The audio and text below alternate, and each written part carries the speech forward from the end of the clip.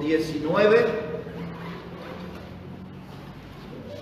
dice la palabra de Dios: ahora bien, los que habían sido esparcidos a causa de la persecución que hubo con motivo de Esteban, pasaron hasta Fenicia, Chipre y Antioquía, no hablando a nadie la palabra, sino solo a los judíos.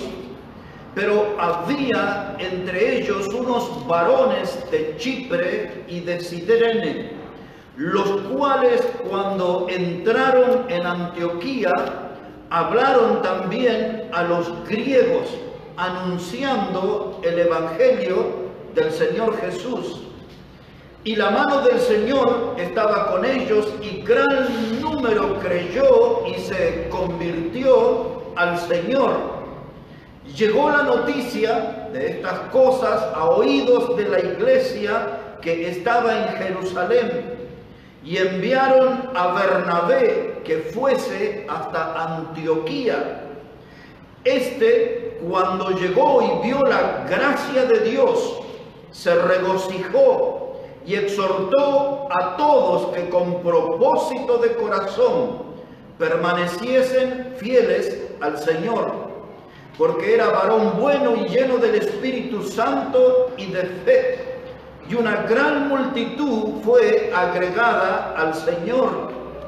Después fue Bernabé a Tarso para buscar a Saulo, y hallándole le trajo a Antioquía, y se congregaron allí todo un año con la iglesia, y enseñaron a mucha gente, y a los discípulos se les llamó cristianos por primera vez en Antioquía. Y aquí en esta última frase, hermano, que a los discípulos se les llamó cristianos por primera vez en Antioquía. De eso vamos a hablar hoy, de qué es un cristiano. Según la Biblia, ¿qué es un cristiano? O si usted prefiere, ¿qué es un discípulo de Cristo? En primer lugar, la palabra cristiano significa un pequeño Cristo. Cuando hablamos de ese término, lo entendemos como un pequeño Cristo. Cuando hablamos de un cristiano, estamos hablando de una persona que es fiel a Cristo. La palabra cristiano no es algo que surgió en la iglesia. Antes se le llamaba a los discípulos, los del camino, pero ahora la gente de afuera de la iglesia, los enemigos de la fe, como un modo de burlarse de los creyentes, les apodaron los cristianos. Esa es cuando se dice, se habla de una forma despreciativa, peyorativa, como un modo de burlarse. Le dijeron, ellos son los cristianos. Así que entendemos que los enemigos de la fe fueron los que crearon ese nombre, cristiano, para referirse a los seguidores de Cristo. Cuando hablamos de un cristiano, nos estamos refiriendo a un grupo especial de personas que tomó la decisión consciente de seguir a Cristo.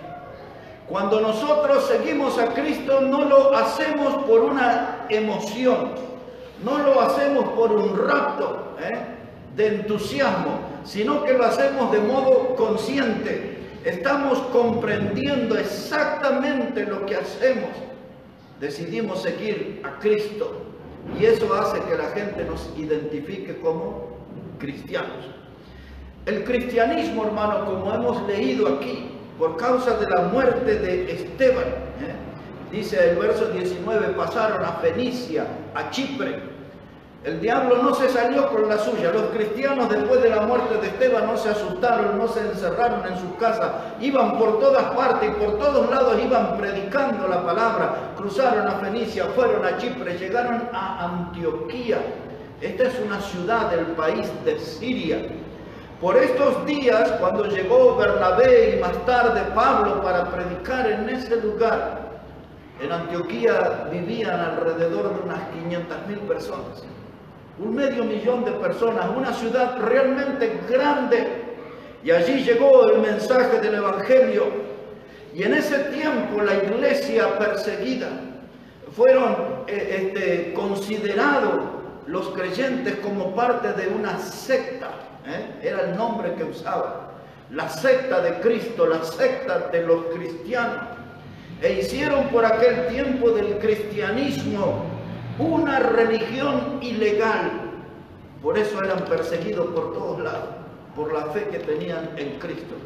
Pero aquellos que eran perseguidos por doquier que iban, ellos iban predicando el mensaje del Evangelio. Así que esto a modo de introducción, y yo quiero hoy reparar en 4 puntos para tratar de entender qué es un cristiano. Número 1, un cristiano es un discípulo de Cristo. Eso necesitamos entenderlo. Un cristiano es un discípulo de Cristo. ¿Qué es lo que significa esta palabra discípulo? Nos va a ayudar a entender allí el Evangelio de Mateo. Si puede ir allí por un momento. El Evangelio de Mateo, capítulo 28. Evangelio de Mateo, el capítulo 28. Mire cómo dice la palabra de Dios, verso 18. Evangelio de Mateo, el capítulo 28, verso 18. Dice la palabra de Dios: y Jesús se acercó y les habló diciendo: toda potestad me es dada en el cielo y en la tierra. Por tanto, id y haced discípulos a todas las naciones, bautizándolos en el nombre del Padre y del Hijo y del Espíritu Santo. Entonces aquí vemos en este texto que es el Señor Jesucristo quien introduce el término discípulos. Él le pidió a los apóstoles que fueran por las naciones y que hicieran en todas las naciones discípulos, es decir, seguidores de Cristo. No eran seguidores de los apóstoles ni de otro líder. Un discípulo era un seguidor de Cristo. La palabra discípulo se traduce como aprendiz. Es decir, que el que caminaba con Cristo estaba ahí a su lado para aprender del maestro. Ese es el significado de la palabra discípulo, la palabra aprendiz. La palabra discípulo se traduce como alguien que es enseñado por otro. Cuando yo me decido seguir a Cristo es porque estoy decidido a ser enseñado por Él. Estoy yo decidido a ser su alumno. Cuando yo me transformo en un discípulo de Cristo, estoy demostrando que estoy en un proceso de aprender de mi Salvador, de mi Maestro, del Señor Jesús. Algo interesante aquí es la palabra discípulo en el idioma griego. La palabra se traduce como matete. Esa es la palabra en el idioma griego, la palabra matete. Ese es un fiel seguidor de Cristo, un matete. En ese tiempo, hermanos, allí en Antioquía, como les dije, había como 500.000 de personas. Y había muchas corrientes de la filosofía, pero había un grupo de personas que predicaban que podían encontrar perdón de pecado y que podían ellos alcanzar salvación eterna. Y eso era todo novedoso. Había muchas corrientes de las filosofías griegas, pero nadie hablaba de ese modo, esa doctrina de que a través del perdón de pecado y de creer en Jesús se podía alcanzar el regalo de la vida eterna. La gente en Antioquía estaba empezando a escuchar el nombre de Cristo, estaba empezando a enterarse de la obra de Cristo, aquí muy cerquita. En Hechos capítulo 10, si pueden mirar ahí, verso 38, va a darse cuenta de qué cosas la gente se estaba enterando acerca de Cristo. Hechos el capítulo 10, y el versículo 38. Mire cómo dice la palabra del Señor, Hechos 10, verso 38.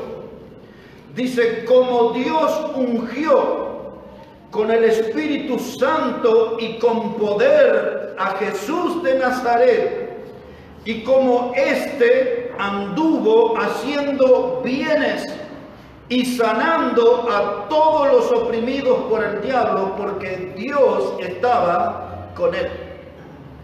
Estos cristianos no solamente predicaban perdón de pecado en Cristo, predicaban salvación eterna en Cristo, pero también ellos anunciaban la cantidad de milagros que Cristo hacía, y dice el texto que Dios estaba con él.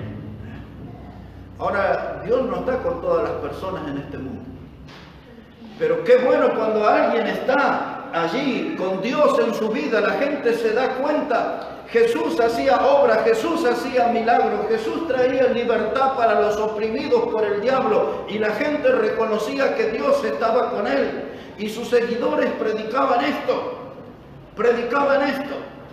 Ahora, aquí en Hechos también, pero el capítulo 2, mire qué más predicaban sus seguidores. En Hechos el capítulo 2 y verso 22, usted va a ver allí qué otras cosas predicaban los discípulos, los seguidores de Cristo. Hechos el capítulo 2, verso 22, dice, varones israelitas, oíd estas palabras.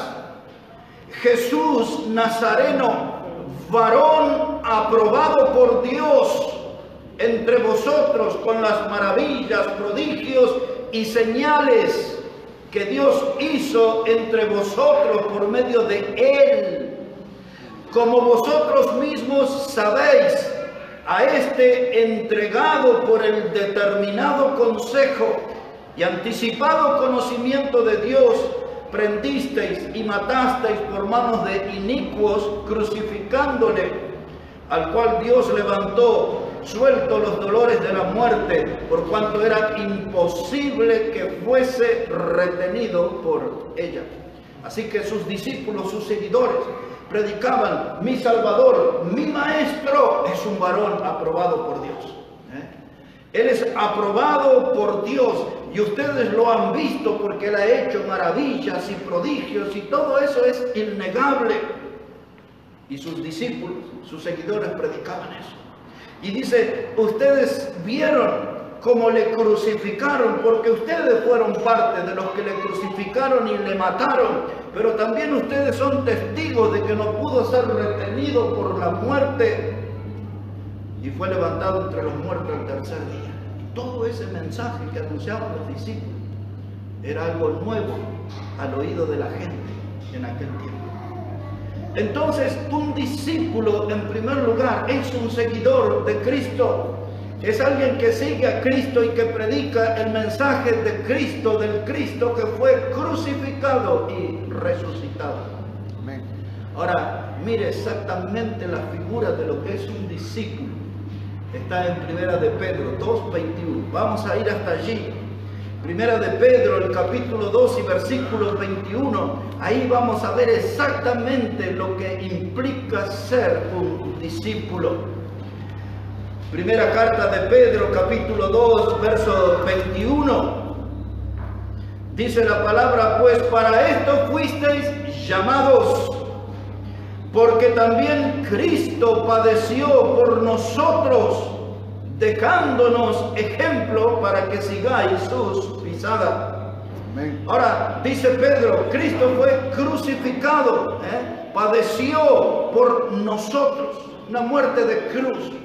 Y ahora, a través de ese estilo de vida y a través de su muerte, Él nos ha dejado un ejemplo para seguir sus pisadas. Ahí entra la palabra discípulo, seguidor de Cristo. Ahora, hermanos, un discípulo no camina adelante del Señor. Un discípulo no camina a los costados del Señor. Un discípulo camina detrás, sigue las huellas del Señor. Sigue las huellas de su maestro. Él aprende, él es un aprendiz. Él está aprendiendo de su maestro. Lo que su maestro hace, el discípulo hace. Las huellas que el maestro deja, el discípulo las sigue. No puede inventar una huella propia, un camino propio. Tiene que seguir al maestro. Por eso Pedro dice, nosotros somos discípulos. Y el ejemplo nos dejó para que sigamos sus pisadas. Si quiere ser un discípulo de Cristo, tiene que pisar exactamente donde Él pisó. Tiene que andar como Él anduvo. Ese es un discípulo. Va detrás de sus huellas, aprendiendo y siguiendo los pasos, recorriendo el camino del Maestro. Ahora, para ser un discípulo de Cristo, hay tres cosas que necesitamos comprender. Quizás algunas más, yo me voy a limitar a tres. En primer lugar, para ser un discípulo de Cristo, tengo que haber nacido de nuevo. Ya ese texto lo cité en el sermón del domingo, cuando hablé acerca de Nicodemo, aquel líder de la sinagoga, principal de la sinagoga, que en el Evangelio de Juan capítulo 3, Nicodemo, el Señor le dijo a Nicodemo, te es necesario nacer de nuevo, porque si no nacieres de nuevo no puedes entrar en el reino de Dios. Ese es el principio número uno para un seguidor de Cristo, para un discípulo, tiene que nacer de nuevo. Un incrédulo no puede detectar las huellas de Cristo. Un incrédulo no puede seguir las huellas de Cristo. Eso lo puede experimentar y lo puede lograr un creyente, un discípulo, un cristiano, ese que ha nacido de nuevo, él sí puede seguir a Cristo. En segundo lugar, hermano, un discípulo tiene que ser una persona que predica el evangelio de salvación eterna. Y usted ya conoce, como Juan lo explicó en el capítulo 3, verso 16, cuando dice, de tal manera amó Dios al mundo, que nos ha dado a su Hijo unigénito, para que todo aquel que en él cree no se pierda, mas tiene vida eterna. Un discípulo predica que hay salvación eterna en su Maestro, en Cristo, en su Salvador. Podemos recordar cuando Pablo le escribió a los Efesios capítulo 1, verso 13, cuando les dijo, después de que ellos habían creído en el Evangelio de la salvación, fuisteis sellados con el Espíritu Santo. Ese sello es mi distintivo de que soy un discípulo de Cristo. El sello es lo que me distingue que soy de Él, que pertenezco a Él, soy un cristiano, soy un discípulo, estoy siguiendo sus huellas porque fui salvo, y ese sello del Espíritu Santo en mi vida es la constancia de que le pertenezco. Él es mi Salvador. En tercer lugar, hay más cosas, pero un discípulo es alguien que reconoce a la Biblia como la inspirada palabra de Dios. ¿Se acuerdan? Cuando Pablo le escribió a Timoteo, segunda carta, capítulo 3, verso 16, le dijo, toda la escritura es inspirada por Dios. Hace tiempo atrás, cuando estudiamos bibliología aquí, usamos una expresión que nosotros creemos en la inspiración de la Biblia, en la inspiración verbal y plenaria. Y que esa expresión verbal y plenaria quiere decir que la Biblia fue escrita por Dios, letra por letra y paso por paso. La Escritura fue inspirada por el Espíritu Santo de Dios. Y nosotros somos discípulos del Señor y creemos en toda la Biblia, desde el Génesis hasta Apocalipsis, creemos en toda la Biblia como la palabra de Dios. No tenemos dudas de ningún tramo, ni tenemos oposición a ningún pasaje de la Biblia, la entendemos y la aceptamos como que ella es la entera, pura, eterna, indestructible palabra de Dios. Amén, amén. Así que si yo quiero ser un discípulo de Cristo, tengo que creer que la Biblia es la palabra. Nacer de nuevo, predicar el mensaje de salvación eterna, creer en la Biblia como la palabra de Dios. Ahí tiene unas pistas de que un discípulo es un seguidor de Cristo. Punto número 2 que veremos en esta noche.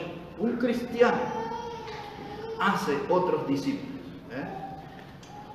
Un cristiano hace otros discípulos. Ya hemos leído ahí Mateo, que dijo el Señor que tenían que ir por el mundo y hacer discípulos.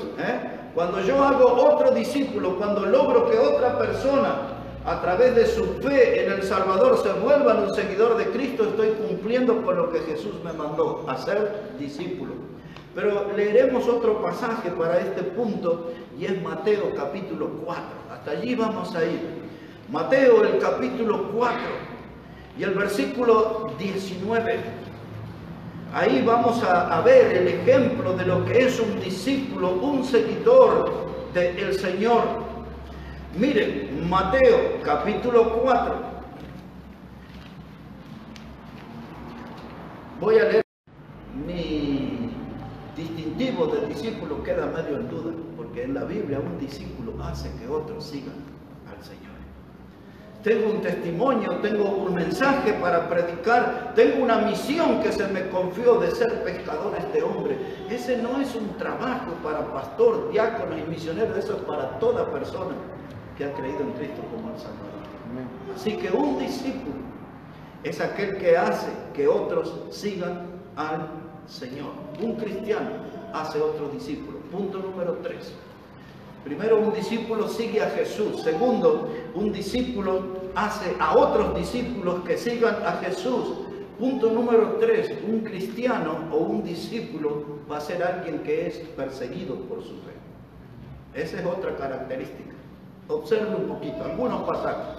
Uno de ellos es 2 de Timoteo 3, verso 12.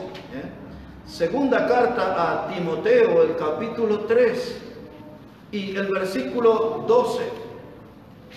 Mire cómo dice la palabra de Dios. Esto es regla para todos, hermanos, lo que vamos a leer aquí. Segunda de Timoteo 3, verso 12. Dice la palabra, y también todos los que quieren vivir piadosamente en Cristo Jesús padecerán persecución. Así que, hermanos, si usted quiere vivir, esa palabra piadosamente implica tener una vida inclinada a Jesús.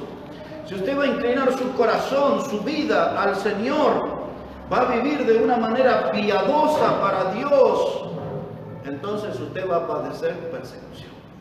Porque el estilo de vida de un cristiano, un estilo de vida de santidad, de pureza, de fe, de obediencia al Señor, ese no es aceptado por el mundo incrédulo. Cuando el mundo ve a un hombre o una mujer con esas características, que tiene fe, que es santo, que vive para Dios, que ama a Dios, se desata la persecución. A veces esa persecución comienza como una crítica, como una burla en otras veces, pero las cosas van subiendo su tono y a través de la historia muchos de los hermanos en la fe han perdido su vida porque padecieron persecución. Los días de hoy también en el mundo, los otros días les citaba yo que en este siglo XXI, en esta etapa, ya se han reportado más de 250 millones de cristianos perseguidos y muertos, muchos de ellos, no solo perseguidos, sino muertos en este tiempo. Y nosotros estamos en un lado del globo terráqueo donde no estamos siendo tan perseguidos a ese punto, pero sí estamos siendo perseguidos. Porque si usted quiere escribir en un diario un mensaje sobre la Biblia, no le van a aceptar. Si quiere ir a una radio y decir, aquí quiero venir, que me den un espacio para hablar del Evangelio de Cristo, lo van a sacar corriendo. Aquí, hermanos, nuestras creencias a favor de la familia como Dios creó, eso no es aceptado en el mundo de hoy. El decir que nosotros estamos a favor de la vida porque nuestro Dios es autor de la vida, ya los que creen en el aborto, todo eso nos van a perseguir. Si nosotros decimos que el alcohol es el demonio líquido, el alcohol es el veneno del diablo, ya todos nos van a empezar a perseguir, los borrachos y los que producen el alcohol. Y así usted puede llevar eso a distintos terrenos y va a ver que cuando usted se expresa a favor de la Biblia, porque usted es un discípulo, va a empezar a sufrir persecución. Esa es la forma que empieza. Pero ya en la historia ya tenemos gente que terminó en la guillotina y otros en la cruz y otros devorados por los leones y otros por los perros rabiosos. Muchos de ellos murieron en las hogueras, quemados, nuestros hermanos en la fe. Y dice Pablo a Timoteo, todo aquel que quiere vivir piadosamente, quiere vivir de acuerdo a la Biblia, quiere vivir a la altura de la fe, quiere vivir de acuerdo al estilo que Jesús le marcó, prepárese, padecerá persecución. Tenemos una enorme cantidad de pasajes en la Biblia. Yo voy a tomar uno o dos. Estamos aquí en Timoteo, más adelante tenemos Pedro, primera de Pedro, capítulo 4, ahí vamos a acercarnos. Ahí vamos a ver algo más sobre la persecución que se habla. Aquí en la carta de Pedro, primera de Pedro, capítulo 4, y vamos a poner ahí nuestra atención en el versículo 12. Primera de Pedro, el capítulo 4 y versículo 12. Dice la palabra: hermanos, no os sorprendáis del fuego de prueba que os ha sobrevenido, como si alguna cosa extraña os aconteciese, sino gozaos por cuanto sois participantes de los padecimientos, para que también en la revelación de su gloria os gocéis con gran alegría. Si sois vituperados por el nombre de Cristo, sois bienaventurados, porque el glorioso Espíritu de Dios reposa sobre vosotros. Ciertamente de parte de ellos Él es blasfemado, pero por vosotros es glorificado. Verso 15, así que ninguno de vosotros padezca como homicida o ladrón o malhechor o por entremeterse en lo ajeno. Pero si alguno padece como cristiano, no se avergüence, sino glorifique a Dios por ello. ¿Se acuerda también de ese a modo de memoria nomás, cuando en Hechos 5, versos 40 al 42 termina diciendo, está hablando allí acerca de aquellos que se sentían dignos de haber padecido afrenta por el nombre, después que los azotaron. Y ahora dice la palabra de Dios en este verso 16, donde terminamos leyendo, dice: si alguno padece como cristiano, no se avergüence, glorifique a Dios por ello. El verso 12 que leímos primero dice que no debe sorprendernos el fuego de prueba que ha sobrevenido. Y es importante poner una mirada en ese texto, porque ese fuego de prueba no es un fuego que destruye, no es un fuego que consume, es un fuego que purifica. Porque en medio de la persecución, en medio de las pruebas, se realza el valor de la vida del cristiano. La iglesia en la historia nunca gozó de mejor salud que en medio de las persecuciones. Parece curioso, ¿verdad? Pero cuando la iglesia fue más perseguida, más fuerte fue. Cuando la iglesia fue más perseguida, más creció, más personas fueron salvas, más fueron bautizados, más se volvieron discípulos de Cristo. Y a la luz de la Biblia y a la luz de hechos de la historia, a veces uno se pregunta, ¿no nos hará falta una buena persecución? A ver si crecemos y alcanzamos más gente y nos animamos con coraje santo a salir a hablar de la salvación eterna que provee nuestro Señor Jesucristo. Dice, no debe sorprender el fuego de la prueba. Dice Pedro, agrega allí, dice, si ustedes son vituperados en el nombre de Cristo, soy bienaventurado. Cuanto más me maltratan, más gozo debo sentir, porque me maltratan por causa de tener a Jesús como mi Salvador. Ahora, un texto más sobre esto y salgo ahí de ese punto en Mateo capítulo 5. El Señor, hay cantidad de pasajes, pero voy a usar ese nada más y cerrar el punto ahí. Mateo el capítulo 5, cuando Él habla de todas las bienaventuranzas, y recordamos esa palabra, bienaventurado, que quiere decir muy dichoso, muy feliz. Y miren, en la última parte de que Jesús menciona las bienaventuranzas, en el versículo 10 a 12, mire cómo dijo Jesús. Dice, bienaventurados los que padecen persecución. Note que eso quiere decir muy felices, muy dichosos los que son perseguidos. Y muchos dicen, pero yo no quiero que me persigan, yo no quiero que me maltraten. Y Jesús dice, en medio de la persecución ustedes van a encontrar una forma de felicidad, porque van a estar más dependientes de Dios, van a estar buscando más protección de Dios, van a estar buscando más comunión con Dios. Dice, bienaventurados los que padecen persecución por causa de la justicia, porque de ellos es el reino de los cielos. Bienaventurados sois cuando por mi causa os vituperen y os persigan y digan toda clase de mal contra vosotros, mintiendo. Gozaos y alegraos, porque vuestro galardón es grande en los cielos, porque así persiguieron a los profetas que fueron antes de vosotros. Jesús dice que cuando los persigan, dice, van a decir toda clase de mal sobre vosotros, mintiendo. La gente va a inventar historias sobre nosotros. Por ejemplo, en los días posterior al Señor, pero en los días de los apóstoles todavía, había algo que circulaba por el Imperio Romano cuando el Señor le dijo, comed este pan que es mi cuerpo y bebed esta copa que es mi sangre. La gente en Roma, para perseguir a los cristianos y despertar odio contra los cristianos, decían, entre otras cosas, que los cristianos en esa ceremonia comían niños. Y eso se fue corriendo como reguero de pólvora por todo el Imperio Romano. Y ahí muchos se levantaron con odio y dice, van a decir toda cantidad de cosas sobre ustedes, mintiendo, dice el Señor. La gente sabe cómo despertar odio y enojo contra los cristianos. Y ahora en nuestros días también dicen muchas cosas, ve que nos dicen a nosotros, porque creemos en la familia y creemos que la familia es la unión de un hombre y una mujer, porque eso es lo que enseña la Biblia y ese es el concepto de familia. Y ellos dicen, no, hay matrimonios que son dos mujeres, hay matrimonios que son dos hombres, hay matrimonios que son grupales y todos tienen eso. Y dice, ustedes son cavernícolas, trogloditas y un montón de ofensas nos dicen a nosotros, solamente por creer en la familia que Dios creó. Y la gente dice que nosotros somos gente, a veces usan una palabra, obtuso, quiere decir que somos muy cerrados, que no aceptamos otra cosa. Claro, aceptamos lo que Dios dice sobre la familia y nada más que eso, no pasamos de ese límite.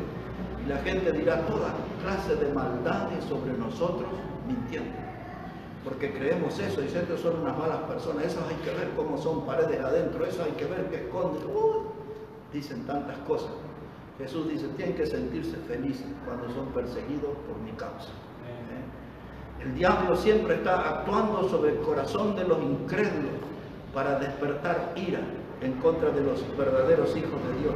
Por eso en el verso 12 dice el Señor, dice, gozaos y alegraos, porque vuestro galardón es grande en los cielos. En otras palabras, Él está diciendo, prepárense para resistir. No aflojen, no se derritan, manténganse firmes, sólidos en su postura. Y mientras son perseguidos, ustedes no pongan la mirada en la persecución, ustedes tienen que gozarse porque el galardón que a ustedes les espera es grande en los cielos. Porque si alguien, y dice, como un contacto mío, una persona que le conozco casi de 40 años, y cuando fue eso, lo del aborto que hubo acá, una persona con la que estudiamos juntos, me ayudó mucho en mis primeros años como cristiano. Hasta mis 21 años me dio buena ayuda y todo, pero ya ahora que ya estamos grandes y todo, hasta que terminó diciendo, y bueno, dice, no hay que ser tan cerrado, hay que estar abierto a esto del aborto. Yo le saqué de mis contactos, ya está. Y allá tendremos una eternidad para explicarnos el uno al otro. ¿Por qué yo no quiero tener un contacto con alguien así? Porque hay gente que no soporta la presión del mundo, no soporta los ataques del diablo y quieren cambiar sus convicciones. Pero el Señor dice, gozaos, alegraos, porque vuestro galardón es grande en el cielo. En otras palabras, mantengan la sana doctrina, aférrense a la Escritura, sigan las pisadas del Maestro, compórtense como discípulo, como seguidor de Cristo, no por las modas del mundo, no por las presiones del mundo, no se dejen cambiar por eso, solamente déjense modelar por la palabra de Dios. Amén. Bueno, eso nosotros le llamamos convicciones, esa palabra, convicciones. Ahora, mire hermano, hemos dicho hasta ahora que un discípulo de Cristo, o un cristiano, es un discípulo de Cristo. Hemos dicho que un cristiano hace otros discípulos. Hemos dicho, hermano, que un cristiano va a ser perseguido. Yo aquí necesito mencionar unas cosas antes de entrar en el último punto de nuestro mensaje. Porque los bautistas, o los que antiguamente usaban el nombre de anabautistas, eran bautistas, pero los enemigos de la fe, así como le pusieron cristiano en una época, a los bautistas le pusieron los anabautistas. Esa palabra quería decir los que vuelven a bautizar. porque los bautistas nunca hemos creído, porque no está en la Biblia el bautismo de infantes, de niños, de bebés.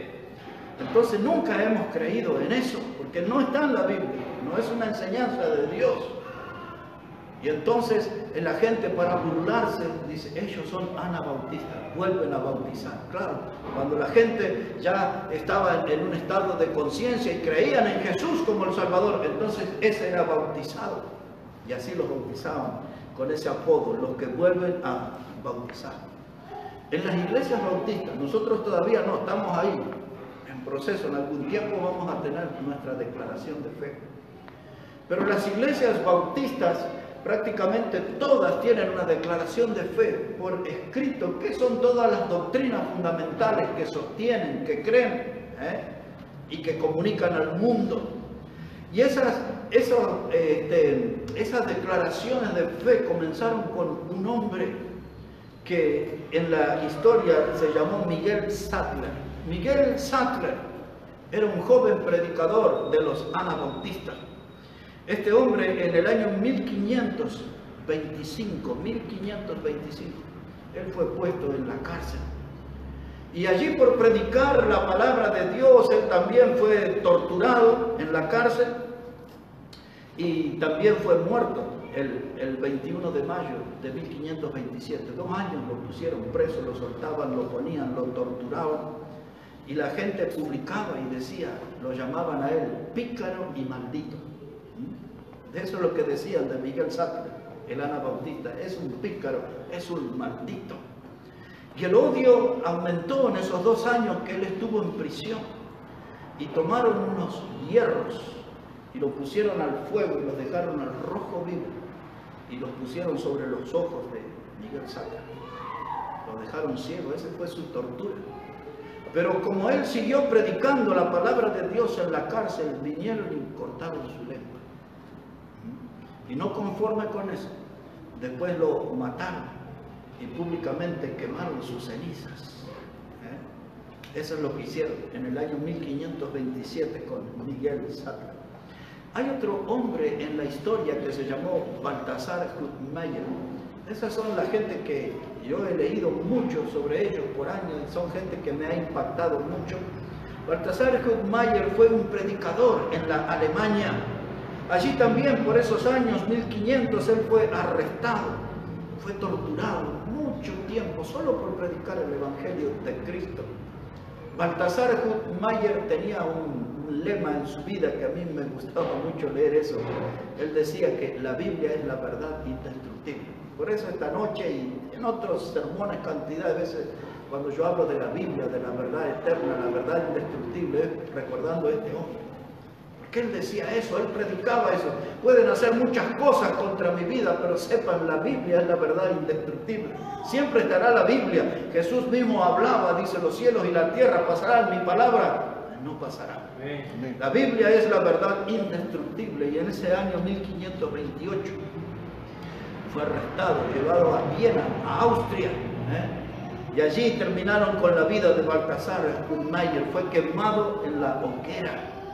Y no conforme con eso, ya tomaron a su esposa en otro país en Europa y la mataron ahogada en el río Danubio. Eran familias que estaban comprometidas con la fe, que sabían que iban a ser perseguidos y ellos estaban decididos a aún dar la vida porque eran discípulos, eran cristianos, eran pequeños Cristo, eran seguidores de Cristo. Eso estaban en serio. Ellos realmente tenían servicios, cultos para honrar, glorificar al Señor, no como se ve hoy, cultos de diversión, cultos de entretenimiento. Esa gente seguía de verdad. El último que les voy a hablar, de los que viene ahí a mi recuerdo, se llamaba Felix Manz. Felix Manz. He leído mucho sobre él. En el año 1526, él fue arrestado por predicar la palabra de Dios. Y le ponían ahí, lo describían a él como un odioso, que cometió el crimen de ser anabautista. Así ponían, el odioso que cometió el crimen de ser anabautista.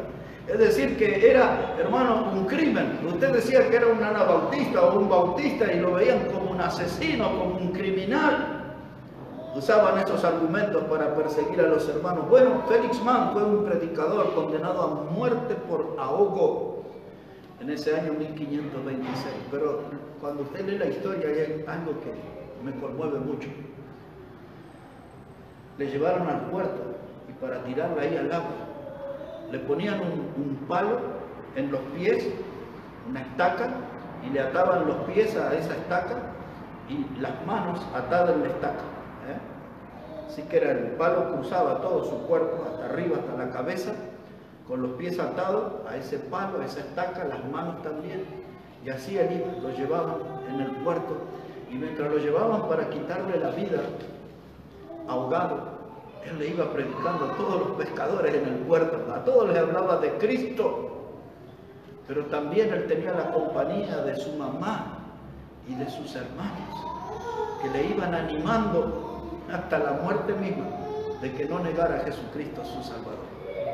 Realmente cuando yo leí ya hace casi 20 años atrás esa historia de Felix Mann, realmente digo, aquellos cristianos estamos un poco lejos, ¿no?, de tener esas clases de convicciones y de compromiso y de pertenecer a una familia como la de él, donde todos estaban comprometidos con la causa de Cristo.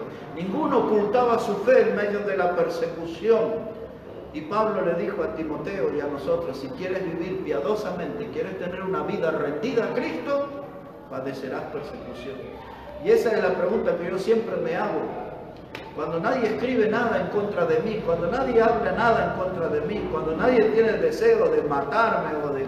Digo, ¿no será que no estoy siguiendo a Cristo correctamente? Porque el que sigue a Cristo siempre va a ser atacado. Siempre, siempre va a ser atacado. Así que entramos en el último punto, hermano, que un cristiano es un discípulo que predica el Evangelio. Si la gente dice que es cristiano y no predica, no testifica, no le habla del Salvador a otras personas, se abre un campo de duda. ¿Este es salvo o no es salvo? ¿Es hijo de Dios o no es hijo de Dios? Porque en la Biblia y por mandato mismo del Señor, un cristiano es alguien que predica el Evangelio. Una cantidad de pasajes tenemos. Solo para mencionar y recordar cuando dice Mateo 9, 35 al 38 que Jesús iba por todas las aldeas, iba sanando enfermos y predicándoles el Evangelio. Es el mismo pasaje que Jesús termina diciendo, dice que la mies es mucha y los obreros pocos. Rogad al Señor de la mies que envíe obreros a su mies. ¿Qué clase de obreros? Predicadores, hombres y mujeres que prediquen la salvación. Un discípulo de Cristo es alguien que predica el Evangelio. Ese de memoria, pero el Marcos capítulo 1, ese es nuestro último pasaje, lo analizamos y terminamos con nuestro mensaje de qué es un cristiano, qué es un discípulo de Cristo. Eso es lo que hemos visto en esta noche. Y aquí en Marcos capítulo 1, versos 14 y 15, Marcos el capítulo 1 y los versículos 14 y 15, dice la palabra de Dios: después que Juan fue encarcelado, Jesús vino a Galilea predicando el Evangelio del reino de Dios. Si yo soy un discípulo de Cristo, ¿qué debo hacer entonces? Tengo que predicar el Evangelio. Ahora verso 15, dice, diciendo, el tiempo se ha cumplido y el reino de Dios se ha acercado, arrepentíos y creed en el Evangelio. Si soy discípulo de Cristo, ¿cuál debe ser mi mensaje con la gente? Que se arrepientan y crean en el Evangelio. Versículo 38, mírelo por favor. Marcos 1, verso 38. Y les dijo, vamos a los lugares vecinos para que predique también allí, porque para esto he venido. Y si Cristo vino para predicar y yo soy su discípulo, ¿qué tengo que hacer? Tengo que predicar. Amén. Y nosotros ya sabemos cómo en la parte final de Marcos dice el capítulo 16, verso 15, les dijo, ir por todo el mundo y predicar el Evangelio a toda criatura. Ese es el distintivo del Hijo de Dios.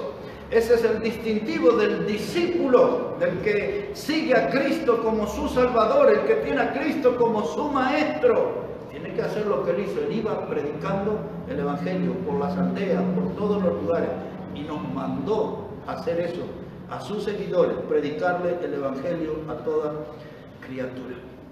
Hermano, un buen cristiano, un buen discípulo, predica de Cristo.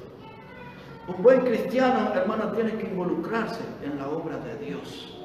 Cuando Pablo le escribió a Timoteo, lo hemos visto hace unos sábados atrás, cuando le dijo que, dice, haz obra de evangelista, cumple tu ministerio. ¿Cuál es el ministerio del evangelista? Predicar el evangelio. ¿Qué es un ministerio? Es lo que nosotros hacemos por la gente. ¿Qué es lo mejor que podemos hacer por la gente? Predicar el evangelio. Si somos discípulos de Cristo. Pues a eso, mis hermanos, somos llamados. Y ese es el desafío para todos nosotros cuando nos preguntamos qué es un cristiano, qué es un discípulo de Cristo. Es una persona que es llamada y tiene la oportunidad de resplandecer en medio de tantas tinieblas, diferenciándose con la luz del Evangelio, hablando de Cristo, hablando del mensaje de salvación. Pues a eso somos llamados. Recuérdelo, ejemplo nos dejó para que sigamos sus pisadas. No equivoquemos el camino, no le erremos a la huella. El discípulo no va adelante, el discípulo no va a los costados, el discípulo va detrás de su Salvador, detrás de su Maestro, siguiendo exactamente sus pisadas, siguiendo su huella, su ejemplo. Bueno, que Dios bendiga su palabra, hermano, en este día. Amén.